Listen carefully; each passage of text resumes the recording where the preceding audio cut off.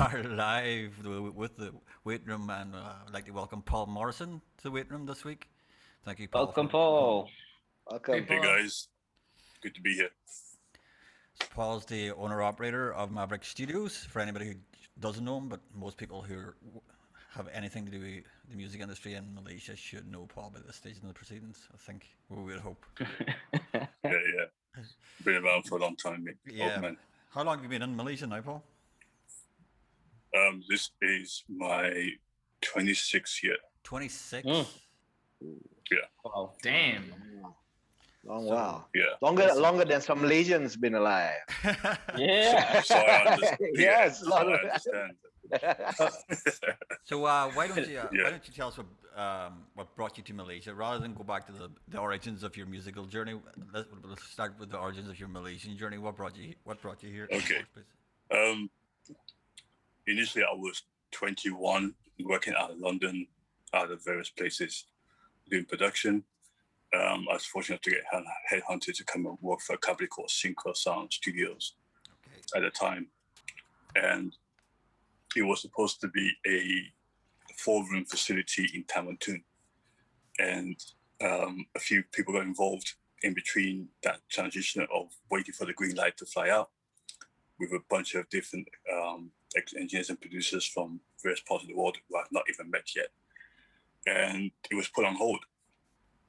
And a guy called Dr. Gafendi Nawari got involved and became a bigger project to what everybody knows it as. It's no longer around, unfortunately, but it became a 24,000 square foot facility. And by the time we actually pulled the gates together and opened the doors, I arrived when I was 23. So that'd be 1995 Okay. when I first got here, August. So, Damn. yeah, initially 2-year contract has now turned into the rest of my life in Malaysia. So is Fantastic. this studio the legendary place that I was told about that had like 72 channel SSLs and Neves and stuff like that there in the Yeah. rooms? I mean, anybody who knows much about gear, it was 9-room facility. Studio 1 to 4 were music rooms, which for music tracking suites. Okay. From Studio 1 was a 9000J series SSL console. Studio 2 was the very first Neve Capricorn digital console in Malaysia. And Studio 3 was a Neve VR Legend. Studio 4 was a SSL 4000 G series, D series plus.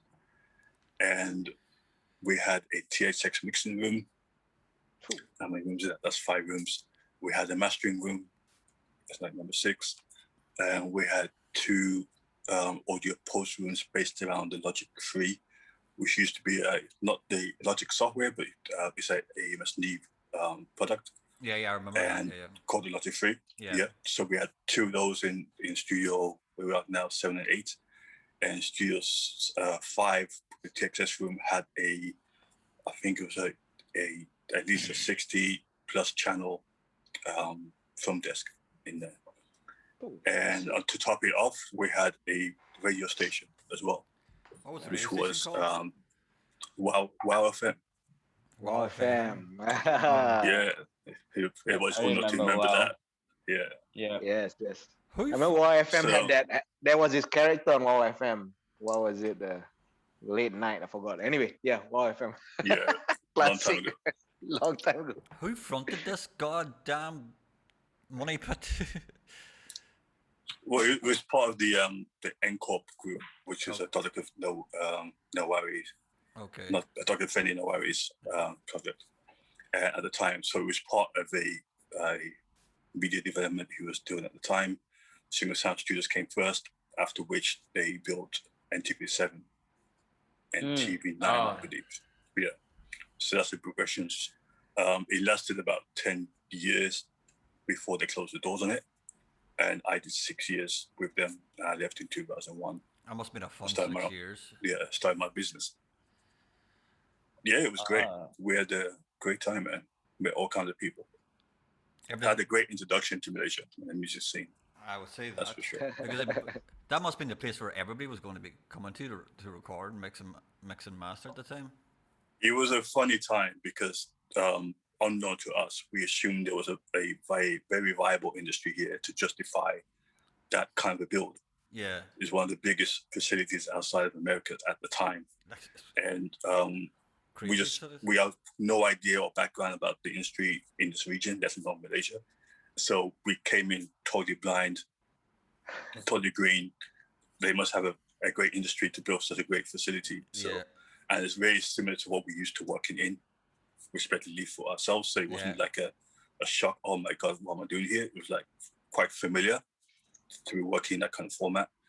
And we discovered that it wasn't quite the case. There was quite a massive gap between what was considered to be one of the best tracking rooms at the time was King Studios. So they went from a 24-track analog facility, I believe it was at the time, to a massive 24,000 square facility with no kind of progression or growth in between that to understand how did they get there. So I learned that was pretty much quite common for a lot of things that were happening at that time across industries. And I arrived in Subang Airport, and within, I'm not sure how many years I was here before that was built, and they built KLIA as the international airport. Yeah. But I So arrived you in Subang experienced Airport. Subang. You're right. Subang Airport. Yeah. Subang, man. Subang. Yeah, man. That was Yeah, the that was my life. airport, yeah. Yeah, that was. It's gone, man. Actually, it's gone. Subang's gone. Yeah. Subang's Yeah, that kind of central one. That was Terminal 3. Yeah, Whatever yeah. is running now is because the main terminal is gone. Yeah. Just off the roundabout, right? If you go. Yeah. Oh man, yeah. That's right. Interesting, man. You land. Oh. Yeah. And years later, I actually went to a rave in Subang Airport. Yes. There was a rave. It's my Yeah, on the concourse, right? Yes, I heard about it. The main event was on the concourse, Oh and then they have my different God. rooms inside the. So that was quite bizarre. Like I'm partying in the joint that I arrived in. So that was quite interesting. Symbolic, man. The last rave I went to was in 1992. That's the last one I would want to go to. But rave is not a place for this goth. That's just too crazy. Yeah, but Malaysia has some epic events in those days, man. That's true. So That's true. yeah, it was crazy. Yeah. Really good. Unfortunately, not gonna see that again. Yeah. It's a shame. So you started your own business in about 2001 then? 6 years after 2001? Yeah, 2001. Well, actually, I had my hand in another business before I even started in 2001. Of course. Because in single sound, we were 6 years there. And we got involved with a whole bunch of things while we're in single sound, in and outside of single sound. And there's one issue where we're kind of branching out and messing around with different ideas. And I partnered up with Jason Lowe, and there's another engineer you guys may remember called Nick Glassband. And we started a company called Fat Boy Records. Okay. So that was done at the back of Single Sound Studios. Okay. And we were all there anyway. So we literally took over Studio One, so to speak, at the time, which was the biggest room. And that's where a lot of things got tracked and started. We did the first Rock the World at One Otama. If you remember that one, it was a free concert for everybody. And we got a nice little sponsor to sponsor and pay for the stage. We managed to pay each band member, each band, I should say, I think it was like 5,000 ringgit each. So in 2000 or the late 90s? Yeah, that was unheard of, even at the time. That's unheard of now, Paul. Yeah, that's unheard of now. The whole point was to just give people the experience of playing in front of a large audience. Exactly. That was the drive behind it. It wasn't a money thing. Because that's what we always said back home as well. Like you try to give up and coming bands the experience of playing along in a big stage along with other people. Like so, like it's a good idea. It's always a good idea. Yeah, but it went on to do great things. I mean, Rock the World is still just about in there all these years later, and it's still going. Yeah.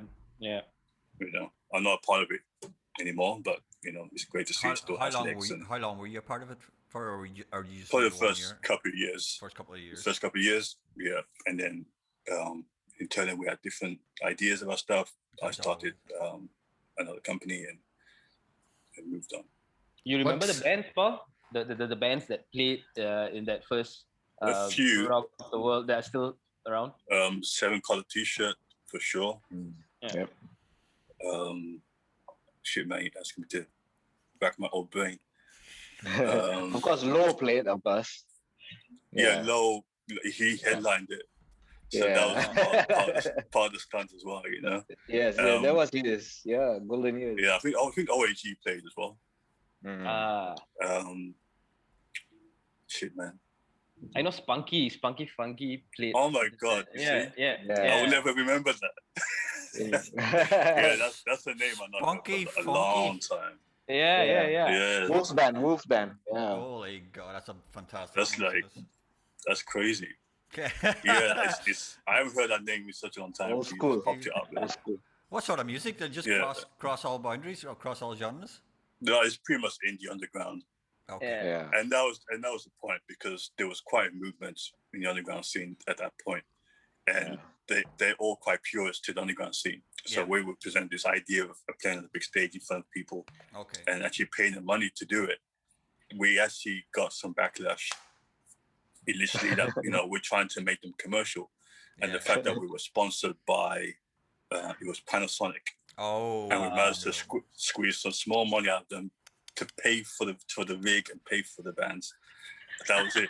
We don't want to be sponsored. We're not going to pay sponsored show. Punk doesn't die, Paul. Punk doesn't die. They're No. punks, But we, fucking snobs. That's what they are. Pure, the pure Yeah, elitist yeah. snobs. Like we shouldn't be paying bands. What? Hey, but I think Panasonic fueled a lot of VHS tape recordings at home. Okay, That's when I was right. growing up, record TV shows using Panasonic, man. It's like Yeah, that's right. So grainy stuff. what was it? What was when you left the main studio? What was the first company that you formed? Was it called Maveriq back then, or was it No, it was called WASP, WASP, WASP? Yeah. We are sex So- perverts. something like that. Whatever you want to call it, whatever works for you. So it happened to be the initials of my partners, Walid, Andrea, Sega, and Paul. And this is basically my team from Single Sound that I were working closely with. Okay, so you And we built up, I built up a lot of clientele in that time. And it would just make sense to either go back to UK or stay and start something. Okay, Because my time, I was pretty much kind of ready to move on from Single Sound. all right. And, I had my good time there, good years, time to move on kind of thing. I decided to stay and serve a business with these 3 other people. So it was literally moving my team that I had, my little nucleus in Single Sound, and moving it on to another entity. Did you find it difficult as being a foreigner starting up a business back in that period, or was it easy enough just to sidestep from Single Sound and on? Well, any business, no matter when it is or where it is or who you are, it's going to be difficult. There's always that transition. But as far as the work was concerned, it wasn't a big deal because we just transitioned and carried on. That part we had locked down. I was very confident about that. Yeah. The rest of it is just technical paperwork and red tape that you have to do to get set up. So, where was the studio based? It was a 1-room facility, I call it, in section 7 in a 1-story bungalow, and that was literally myself, a room probably as big as what I have at home here now, and another bedroom converted into an office was my EP producer to manage all the bookings and stuff. We had a tech division, which was Sagrin. If you've ever met Sagrin, he's a tech guru. And he had the back room, which was considered to be the maid's room, I guess, next to the kitchen. He turned that into a workshop. And Walid was here for a moment. He had to go back to UK. Okay. So he spent the first 3 years of the company being in UK. So he was not that involved in the beginning. All right. So it's just the 3 of us. So it was still all analog back then. You were still all doing everything on analog tape a ticket, or was it ADAT No. or DAT or what? It was interesting because when I arrived in Malaysia, those were the transitional years between digital and analog. Yeah. So I've already been through this in UK. It was still very much the same thing. And we arrived, we were using the early versions of Pro Tools and Cubase and the early versions of Logic, along with 2-inch tapes and dash machines. Yeah. And that was single sound days. But by the time I left, you were able to work without those kind of tools. Okay. And start moving into what we understand it to be today. Yeah. Where it's very computer based. Just so in the box. my first in the box, yeah. So my first rig was a hybrid of two software, Logic and Pro Tools, purely because Pro Tools was great for recording audio. It had ticked all the boxes, but extremely awful for programming, doing MIDI work. For MIDI work, yes. It's still not great for MIDI work. Like, it's improved a bit, but you still won't do MIDI work on Pro Tools. Oh, I have to disagree with you there. It's come a long way. You think it's come a long way, but like, I don't think I still would do any back MIDI then. work. Well, back then it was awful because I started working on Pro Tools in about 2004, and you just wouldn't go anywhere near it for any sort of MIDI work at all. No, it was good for triggering system exclusive messages to an outboard piece of gear. Yeah, because pretty much as much as it could handle. Yeah. But the recording end of it was awesome. Oh yeah, the recording end was fantastic. Yeah, and then the Logic was incredible for programming, but the audio wasn't so great. Logic back then was prior to Apple buying Logic. It was like I used to call it the East German Logic because it was. I started working on Logic 5 back then, or Logic 4. Oh Logic my God! 5, and it was it just looked communist. I could only describe it if anybody's ever used it prior to Apple buying it. It just looked like it was created in the old Soviet Union, and for recording, for MIDI stuff, it was great, but for recording, it was just soul destroying. So it was. Yeah. So we used the best of both worlds, and I used to run them both in sync, with one or the other being the master. Rewire mode. Or a version? Would it be a version of Rewire mode back then? At that time, I don't think it was Rewire yet. I think we're using MIDI timecode. Oh, okay. MTC? Yeah. Okay, cool. I think so, if I can remember rightly. So yeah, we've gone through, I mean, even, I might touch on a little bit of it. I mean, before that, the days in England lead up to single sound, and the technology that's evolved in that time, you forget you live through that stuff, you know. Well, you've got to live through almost like the major leap forwards in audio recording, from just strictly analog, strictly to tape, either 24, 48 or 2-track, to then the early stages of digital, like ADATs or DATs or whatever, and then the very early stages of Pro Tools, from a 4-track version of Pro Tools to what we've got now. So like you've seen it all. Kids today, Paul. Kids today don't know they're born. Well, yeah, I mean, they don't know how lucky they are, you know. Exactly. It's incredible. I mean, to be honest with you, even unfortunately, because I'm old enough to have used old gear, but pretty much every plugin I have now is everything I used to do is hardware. Yeah, exactly. And I think kids who use it now don't know where it even comes from, and they just think it's just not a plugin. But there's history behind those plugins, and it's all simulated and modeled off the real thing. So, you know, it still works the same way with some extra tricks, of course. Yeah, but fundamentally, you know, the gain staging, all that stuff is still the same, and that's what's amazing. You know? It's true. So I feel very lucky. I can have my SSL, I can have my Neve. Yeah, you don't need 4 million. You don't need 4 million quid to have them to make it happen. Yeah. I know. Yeah. That's the thing. You experienced it when it was still tactile, you know. Yeah. I don't know about you, Paul. I still would want the tactile surface, especially like on live sound. Especially, I definitely want a tactile surface, like, because I hate mixing on iPad. It just drives me insane. Like, and mixing studio stuff on my MacBook is okay, but like I would still love a nice tactile surface there. Just because you do so much quicker. You can do 6 things in one go. If you want to. It's a shame though, because the tactile consoles, the large formats at least, have replaced the large format analog consoles. Yeah. But they're almost matching the price of an analog console. That's the problem. For what it used to be. Yeah. They've literally just taken over that market and taken knobs and faders that have no sound or circuitry behind it other than encoding, Yeah, yeah. decoding Yeah, data. You know, And charge the same amount of money, half Yeah. a million ringgit Yes. for, you know. they're just essentially big MIDI controllers. That's essentially Otherwise, all they are. I would have probably 4 of them by now, you know. Yeah. Every room would have one, but we can't afford to make that happen. No, It's they're just ridiculously expensive. Yeah. Especially the Avid You know, stuff. I'm- is ridiculously you know, expensive. like audio engineering to me is you guys are like the captain and the first officer flying a plane. Yeah. Okay, you know the gear. I mean, it's tactile.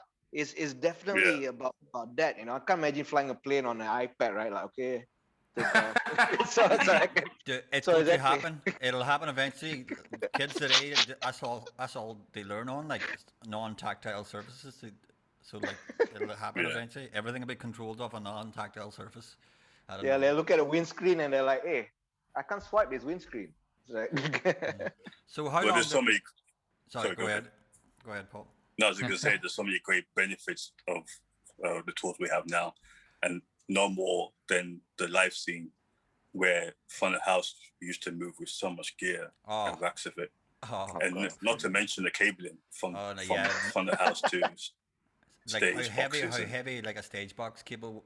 yeah, so Especially you if you know had to be, now you if you had to be the guy who rolled up at the end of the night, you're just cursing everybody's name. Good yeah, Now I it's mean, you an have Ethernet cable. you look like Popeye. Yeah, yeah. Now it's an Ethernet cable. One Ethernet cable, and and one box you can One route the controller. entire thing everywhere without Yeah. having, hopefully without having. So- to worry. Crazy, man.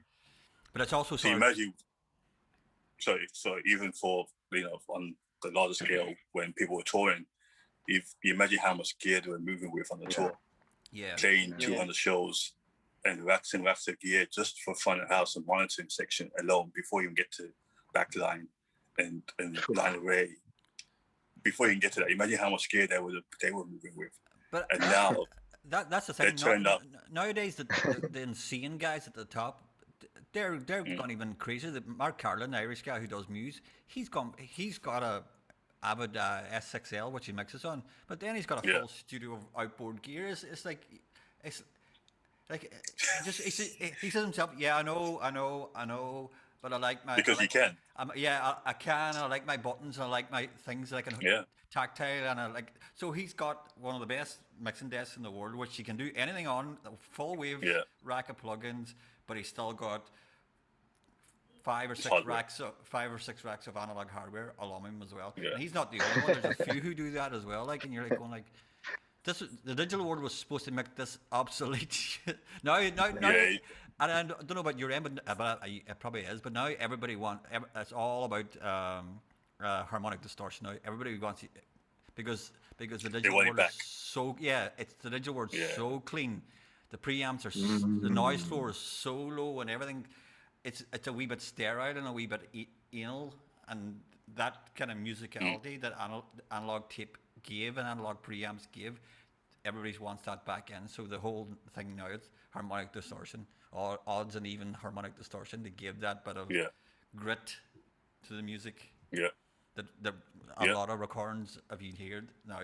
But they're you know, missing. there's a way to bring that back even with plugins now because Yeah, if yeah, you yeah. actually understand those plugins and how they're simulated, If you like, you can Yeah. use them the same way. like I do the same. I run. You can't tell, can you? You can't tell at all. Here's It's a bigger hard. picture you can't. Yeah, no, Some of no. the best award-winning mixers in the world are using it in the box. Yeah, So it's Andrew, good for Andrew, them. Andrew Sheps good is for me. mostly in the box now, and he swore dead Yeah. against it for years. But Sheps is Yeah. completely in the box now. I He's run got a studio in Wales he's trying to sell. I run all my inputs into subgroups, and all the subgroups have got the Slate virtual tape machine across all the subgroups. So I'm just running all Yeah. my inputs into tape. Essentially, they try to give that bit of beefiness. So how's your legacy with tracking like that? Or is just on the mix end of it? Tracking the tape. Tracking through those plugins. Oh, I've never tracked through those plugins. Okay. To be No, honest, this is just mixing lah. yeah, just mixing. Just mixing. Yeah, Okay. I've never tracked Okay. through because my rig's not big enough. I don't think my computer. Like, there's too much horror stories about fucking Pro Tools crashing when you try to put on any sort of like, especially the virtual tape machines. They're very, very process heavy, so they are. Oh, Like, Yeah. if my computer was more powerful, then yeah, I would go for it and do it, no problem at all. Because it's always Yeah. about I'm a firm believer, and you're probably a firm believer of about building the sound in and not fixing it in the mix. Yeah. Get the sound at source, and then everything should be okay. The mix should just come together pretty easy. So If you're lucky enough to be the one recording. okay. Oh, okay. if you're the lucky, if They you're the bring it to lucky you. one, Okay. which these days it's almost never the case. Like, Exactly. so how long did Wasp last for? That went on to it lasted about 11 years. Oh, a good long Oh. while then. So we had a good run. Yeah. Internally, I think our lives were changing somewhat. So I recognized that the business was not the issue. It's just the people, the partnership That's had broken down. always the way, yeah. So, People I get mean- older and things change, priorities change. Yeah, I think they wanted different things, and I think their needs were different, and there was a move to buy me out of my own business, and I took an emotional decision to turn the whole thing around and buy them out Okay. with no money. So it was a How leap did of faith. That sounds like a complete. You sure you don't have some Irish blood? Because that sounds like a completely stubborn Irishman thing they do. Like, going, no, Yeah, fuck you. just- You don't buy me out. I'll buy you out. Wow. It's an emotional. It was an emotional move because I'm a creative. I spend all my time yeah. in the room, either writing music or production or whatever Yeah. it may be. And our partnership had different requirements where they wanted their part. Yeah. Someone's great at admin, I'm good in the studio, etc., etc., etc. We had our place.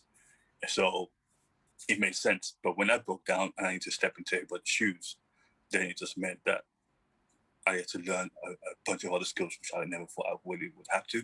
So I had to become more of a business person. And Okay. not that I wasn't before, but I had to really take that home 200%. Okay. So I just took a dive and like, well, I've been doing this for a long time. I understand what it's all about. I get what to do creatively. Just got to get my head around having people employed and taking care of SOXO and EPF and all that kind of stuff. Yeah. And really run it legitimately. And that's all kind of just set up. It's just transitioning for me to manage it. That's all. Okay. So Well, I took the plunge. I think that's a good point to end the first half, and the second half of the podcast, I think we should go straight into which should be the Maveriq. birth of Maveriq Studios. Sure. So we'll talk about that. And we'll go into how you've been managing, especially now through COVID, and the stresses and the challenges you've faced in the last year and a half. Okay for that? Yeah. Okay, Yeah, so we'll take no a break for worries. 10 minutes, Paul. I'll give you another invite, and then we'll jump back in about 10 minutes, okay? Nice one. All right, guys, we'll see you in about 10. And we're back with part 2 of the Paul Morrison podcast. I'm going to kill that Zoom woman. So, welcome back, Paul. Thank you for staying with us. Yeah, no worries. So, Okay. Maveriq started roughly around 2012? 12. 12. 12. Yes. Yeah, pretty much. That was the transition of it. Yeah. Yeah, and was it in the same Um, place, or did you move, or did you just go like fuck this and moved it somewhere But else? that was the thing because the whole takeover wasn't part of the plan, and we hadn't planned for it. Okay. And I spent like in the middle of things half a year looking for other places to set up, Yeah. potentially without really know what's gonna happen next. At that point, my partners were looking to buy me out, and I'm like scrambling to see what the hell's going on. Kind of got rolled by surprise, but in the end, I ended up staying where I was, and flipped the whole thing around, gave it a new name, which is Maveriq Studios with a Q, and started a whole new vision, a new path, which is fundamentally everything that I was all about from the beginning. I just put it all forward, Yeah. and advertising be part of that, and the main pillars that we set up were film, advertising, music, and that's pretty much our pillars for the company. Okay. Cool. Yeah. And And have you guys always been at that current location? no, that was pretty new, isn't it? And so Wasp was the first one in Section 7. There's a one-story bungalow, And during the last years of that, maybe halfway through, we acquired a different location, which is where it is now, and that's where I continue to stay. Okay. Okay. So Which we're is very lucky. Yeah, it's a sweet place. So it is like Yeah, very, very, brilliant place. very, very nice, nice and Yeah. isolated and secluded. And the interior that was all your design. It was, yeah. And again, being in a very emotional period of time, I know contractors, designers. So I called on them to kind of help me out and get me up and running because I want to build like a semi-flagship room Yeah. and get back to some roots a bit. And it just so happens that the same person was building my ex-partner's studios, respectively. Oh my God, that's damn funny. So it wasn't my intention to design the studio, so to speak. I had the intentions to hand it over to somebody. And in the emotional frustration of things and just saying, you know what, I know this stuff already. It's like I don't know it. I watched Single Sound being built from almost the ground up. So unintentionally, just something we didn't really talk about. But when I arrived to Single Sound, it wasn't built yet. So we spent the next following year helping them finish it with a bunch of other people. So psychologically, I actually learned a heck about that and watching cables being pulled and soldering Christmas trees and you name it. We did a bit more than push a fader. Put it that way. So you get your hands dirty. Unknown to me, all that kind of knowledge kind of stayed with me, and I actually knew pretty much everything I needed to do. I just needed to be the foreman, get the right contractors to do the build, which ended up me going to like Sumberbulu to find a glass factory and going somewhere else to find a fabricator. So, I really pushed my limits and keep things within a budget. I saved an absolute fortune and I did it for like quarter of the cost that it would have cost. Good man. So at that time, I needed to really, really save money because I'm using money to buy out the partners. And luckily for me, I managed to raise some funds to buy out 2 out of the 3. And the third person I negotiated and paid over a period of a year. Wow. Nice. So while this is all happening, the business never stopped. Wow. So you can imagine, we didn't like, okay, guys, stop work. It wasn't even that. It was just about the people and the partners. Yeah. And my whole team stayed with me. I was very blessed for that to happen. And they were the driving force for me to continue and push to make sure he's going to be great again. Loyalty there, then. So I owe a lot to them. Yeah, that's good. Congrats, Paul. Yeah, Well, congrats, man. Good stuff. Business. Thank you, guys. So how Thank you. how the hell have you managed through this horror of the last year we have of COVID? And can you go into how did it affect you straight away? Because you're in advertising, obviously advertising never stops, but say from around March 2020 when it really started affecting this, the light sound industry died March the 6th, my birthday, March 16th, 2020, the live industry died. There has to be some correlation there. There has to be a correlation. Fucking Irish look. I knew there was something up about you. That was my last gig. That was my last gig in 2020 for a good long while. It was March 16th, and the whole industry died. Like, for you guys in the post-production, essentially your work's post-production, when did it really start kicking in for you? And when you started have to look at budgets and stuff like that? Almost straight away. Because a lot of the post-production work is dependent on live action shoots as well. Yeah. Whether it's going to be a film, whether it's going to be commercial, Yeah. it's the same. So not being able to go out and shoot film on location affected the downline in the servicing line where we sit. And, they can't shoot, we can't do sound to picture. Okay. So it was quite something. I think the fact that I've actually been through a lot already in years past has hardened me to deal with almost anything head on. So because I've actually, experienced these kind of things before, as far as the disruption in the workforce and the workplace, I was able to take it on I just need some time to figure out what it's going to be. And within 48 hours of that MCO announcement, I think it's like the 18th of March, I seem to remember. Yeah. That seems to be stuck in my head for some reason. Yeah, you're right. Within 48 hours of that happening, we all exited the studio. And I set up everybody at home remotely with some studio gear to continue and to figure out what the hell is actually happening. Yeah. So we've been working like that ever since. Have you? Oh. You haven't been. And You haven't been based. Commando mode. that wasn't the yeah. plan. No, I Yeah, wasn't. but yeah, but- wasn't planned at all. Yeah. But I did say to the guys, whatever this is, we're not gonna come back the same. No, I don't. So Yeah. it's kind of been true.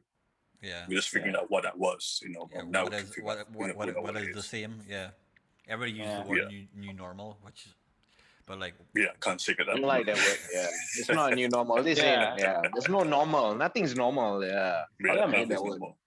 yeah. But Paul, remember yeah. when I mean, of course, I mean the whole MCU and everything started last year. But in that time, there was this short period of time where they opened things up for a little bit. They said that you can start having indoor productions and all those kind of things, right? So did you guys go back into the studio during that time, or you just maintained it? We kind of maintained it because it was obvious that we weren't at the woods yet. But what we did do, we managed to get the Minty clearance to work. Yeah. So we had the letter and everyone had a copy of that. So we could actually go to work. So what we did was restricted the studio time to face on recording sessions when necessary, Yep. or in the client meetings. yeah. But all the mixations other can be work, at the home. pre-production work, post-production work can happen at home because Yeah. they had the same gear they were using in the studio, Okay. Yeah. cool. in their homes.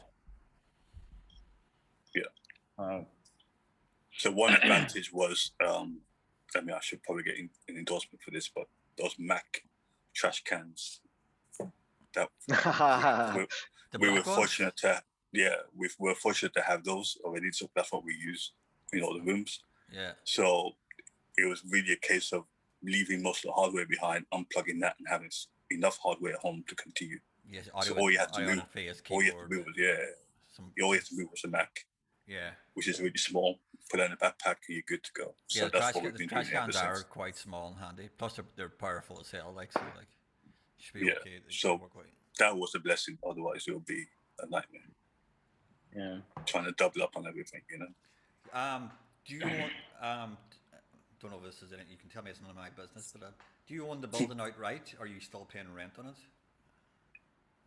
it? It's to say it's a good deal. I'll say that much. Okay, good. That's a nice politician's answer there. Paul. Yeah. Thanks. Yeah. So well, that's as long as it's a good deal, and because if you're still having to pay rent on a place for a year, like costing you a fortune, like it would be that's Yeah, not getting I have a good- used. Yeah, it's a good deal. Okay, cool. Yeah. I mean, and again, just even finding the office when I left the other one was one of those blessings again, because the original location, the one-story bungalow, was about to be sold. This is why we had to move out. And again, I was 6 months in looking for a place and couldn't find a place. And I just left one day out of frustration, literally drove up the road like 2 minutes. And this guy was putting a for sale for let sign in the ground at where we are now. And the place was completely run down. I just pulled up in the driveway and said, "Hey, can we have a look?" I just need to check with the owner. So well, since we're here, I'll just have a peek, and then you can get in touch with them to tell them we're Yeah. interested. So I literally went in, and it used to be a kindergarten, and it's been vacant for like 5 years. So it's Okay. like kids' paintings all over the walls and stuff. It's Oh. really, it had this great energy about it. Yeah, And- the vibe was there already. Nice. Yeah, so I left very excited. Like, I think we're gonna be good if we can take this. And at that time, it was still rentable, and the rent was ridiculous. Not insane. It's ridiculously good. That's what I could say. For the space we were getting, we're like, oh my god, people are paying twice as much as this just to Yeah. get something half the size. Yeah, because it's huge. Like the building's huge. Yeah. Huge. It's So- prime location. It's Yeah. beautiful. Exactly. Yeah, man. Yeah. So one of the good things I did when I took over and made it Maverick, I kind of semi-gutted it again and revamped it. The car park used to be grassed out area. Okay. Simple things like that, and tarmacking it, we put some parking lines. Yeah. You know, it makes such a difference, and It does. not need to drive into mud anymore. Yeah. Extending the patio, designing the flagship room with a live room and a vocal booth and a tracking area, and tie lines everywhere. Yeah, the Thailand's kind of everywhere is stuff, great. so- Like how long? Yeah. How long it take you to do that? Because that must be the biggest pain in the hole. They put Thailand's Yeah, all over the a place. good probably 9 months. Fuck. So you imagine, I mean, my team was probably on the verge of leaving at some point because we were basically working in the construction site because I couldn't afford for business to stop, Yeah. and Yeah. it had to continue. So they were cool for a while because I said, oh, it might be a couple of months, but then things will happen. One of my main rooms, I have a total of 6, 9, probably 16 or so window frames at different varying sizes because there's 3 layers of glass for each partition, right? Yeah. And I got those custom made, and the glass came before the frames were finished. Oh no. So then they were like, okay, no big deal. The frames will come soon. So the glass was kept outside, leaned against the wall. And then the frames arrived, and all the frames spec was wrong Oh shit. for whatever reason. It's kind of the right size, but the specifications that they needed to fit the glass was completely wrong. So they had to take that all the way back to the factory and redo it. And we lost like another month waiting for glass to go in. While this time the glass is sitting outside, leaned against the wall. We're talking about 16, 18 pieces of panes of glass, Man. about 8 by 5 feet each. And by the time we were ready to put the glass in, the rain marks were all over it, and you couldn't get the rain marks out. And my glass supplier said, you can't use this. You have to destroy it and get it ordered again. Oh shit. man. So I said, well, this is your guys' doing, so I'm not going to pay for it. And they agreed to smash it. They smashed it all in front of us. And we had to wait. Now we're waiting for the glass to arrive. So Oh man. that's just one story. But in the process, things just build up. The next thing you know, it's one more month. And that's why it took 9 months in the end. Yeah, it's to get okay. everything done. That's okay if there's no one working in the place trying to create music That's and right. stuff like that. That's But if right. there's people in the place trying to create music and do actual artistic stuff, I should send them fucking mental. And we had clients coming in as well, and we still Yeah, do it's the recording thing, yeah. clients and presentations. Yeah, so it was kudos to everybody who had to deal with that because Well it done. was a lot to put up with.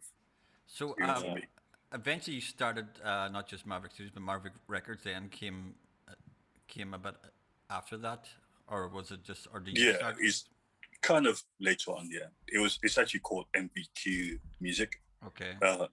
Music Vision Quest is what it stands for, but abbreviated to MVQ. And it really wasn't really to be the traditional label. Yeah. It's more of creating a platform for the creatives Yeah. internally and externally. So we have, it's interesting because we have these 3 pillars of the music industry and film and advertising. And because of what we do, kind of translates to all those sectors. Yeah. The language between all 3 of them is completely different, Yeah. which you wouldn't think, but the way things are communicated is completely different.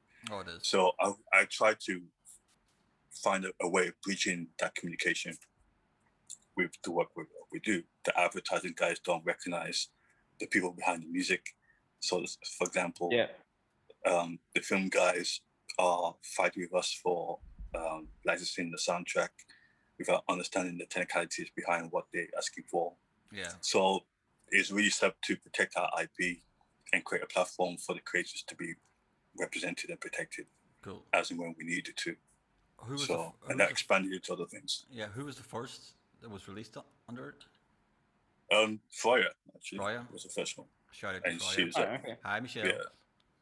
Yeah, and she's a in-house composer as well.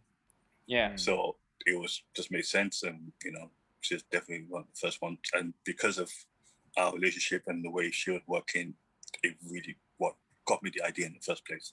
Yeah. And just watching artists getting stung all the time, and people signing record deals for 50% of their work without even anyone doing anything for it.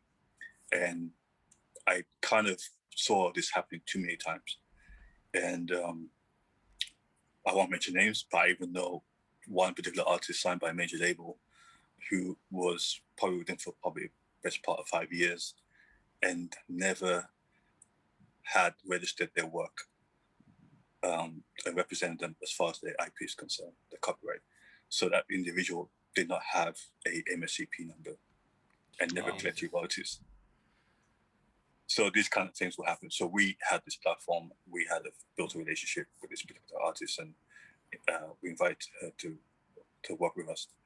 And we basically said, well, okay, well, let's help you get a MCP number first and make sure you can actually own your IP. Yeah. We're not here to own artists. I don't want to own artists. I'm just trying to help them have one step forward and have a leg up and That's have that good. creative space. I've That's the whole heard, point. I've heard a few horror stories about certain studios in KL who has taken large chunks of artists' Yeah. percentage, which is nuts. Like, well, the way I look at it, especially with the independents, I mean, there's no money in the first place, right? And as a business owner, there's no money as well, yeah, right? So, so why are people trying to steal from each other? I have no idea. That's first and foremost. That's a good one. Yeah. Why are people Yeah. trying to steal from each other? Come on. Yeah, we ain't got doesn't make any nothing on sense. both sides. Yeah. Yeah. That's true. why do you So- why do you need 75% of nothing? We're not going to make anything of Exactly. this. What do you want? Collateral. Exactly. But in saying that, when I did set this up with these intentions, because it's recognized as a label, Yeah, and because there's an agreement involved, then there's also the same resistance that I would be getting as it would be for anybody else, because of that misunderstanding or not understanding what a contract is or Of what course. is even in it.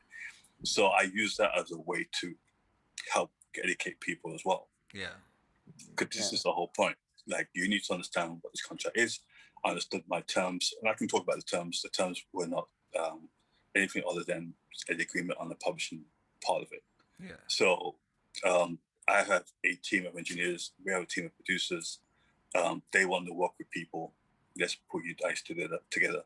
So if you're a great singer that doesn't know how to write songs, we'll write songs for you and produce it. If you're a artist producer that you can do all 360, yeah, play, sing, dance, do backflips, and mix and produce yourself.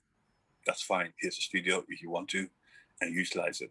And we just do a publishing deal based on how much involvement we have in the project or in the artist. It could be anything from 10% to 40%. Yeah. People don't understand that. Not always understand that as a publisher or as a label managing the publishing arm, that no publisher can take anything more than 50%. yeah, So even that wasn't understood, which is why record labels will sign you as an artist whereby they own you and your work, and then they already own 50% of the publishing, they want and all your also a masters. percentage. Well, the masters is one thing, but the publishing is the thing. If they own 50% of the publishing as a publisher, you can own up to 50% maximum, but they also own you as an artist and own your work. They also own a percentage of your publishing, which is the other 50%. Yeah. Oh yeah. So they yeah, could yeah. end up, I get what you mean. Yeah. so they can end up owning 80% of your work in publishing. They're essentially gerrymandering artists' work. Yeah, that's true. Essentially, Yeah, they're it is. just It is gerrymandering. Yeah, Yeah, it's just it is. gerrymandering. So it became a avenue to help support and educate people while in production with them, Yeah. and while making a record with them, and hopefully they can take that forward and help themselves in the future. So it's really about that, and help to support the scene as much as we can. Yeah. So Paul, you guys turn 10 next year. So like you mentioned I earlier. wasn't even thinking about that, man. Yeah. Yeah, goddamn. Yeah. And you mentioned earlier that Froya was your first, right? Recording artist in the studio. Over the years, who else? Some of the names, maybe we can drop names and stuff. Najwa. Yeah. We had a small stint with her. Janine Anis, who's from UK. Okay. Also based here for a while. We have Q Sound. I'm sure you guys know. Yeah. Marcus. To some of this earlier, Shout out to Marcus. earlier releases. Gable Lynch, who you guys know very well. Yep. We do. Yep. Yeah. He's now back in Australia. Yep. So I was staying with him. Junie Brothers? June. Well, Junie Brothers wasn't really kind of a record deal, it was more a production relationship. Okay. So we had a few projects here and there and that they were involved with. Okay. And we supported them as well, as far as that's concerned. Yeah. Cool. So it wasn't really a record deal thing, it's more production relationship that we had. Yeah. So just to name a few. So since Fabian brought it up, 10-year anniversary, you said you weren't, you haven't even thought that far. Do you think now that you're thinking about it that you'll do something? Because you're well known about for throwing a good party, Paul. I must say. Yeah, that's true. That's true. Maveriq parties. You can put on a good spread, Paul. You can put on a good spread. Well, it's all for a reason, man. Because gone the days when there used to be industry parties, right? Yeah. It just doesn't happen anymore. So again, it was with the MVQ music, and I have a large enough place, and we have clientele that cross between film, advertising, and music. Let's just find an opportunity to have everybody in the same place at the end of the year. It's also my birthday at the end of the year as well. So it's a great way to just wrap up the year before we take a holiday and just have a bit of an industry party, which doesn't really happen. The last one was great. Unfortunately. The last one was. Yeah. Unfortunately, that may be the last one. Oh. Yeah, unfortunately. Why? The way things are looking right now. Well, we can't be in the same space together. Yeah. I don't think we're going to get past COVID anytime soon. So it's going to take probably another year or two before we can actually entertain that kind of thing. Hopefully, seriously. Hopefully not. Yeah. I hope not. Hopefully not. Hopefully not. Hopefully not. Because the UK. But otherwise, UK is opening back up again now. I've got friends are getting. Oh, I know. It's a mistake.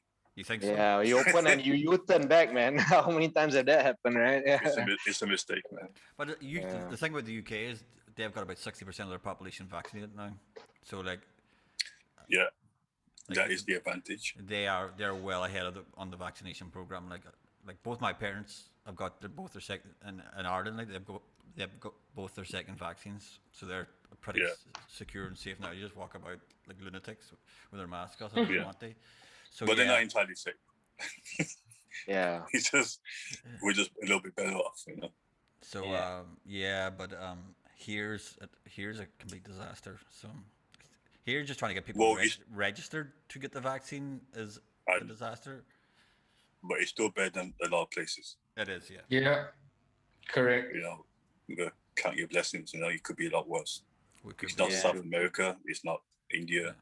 I mean, that's where you got real issues. Yeah, like It's not even Japan, man.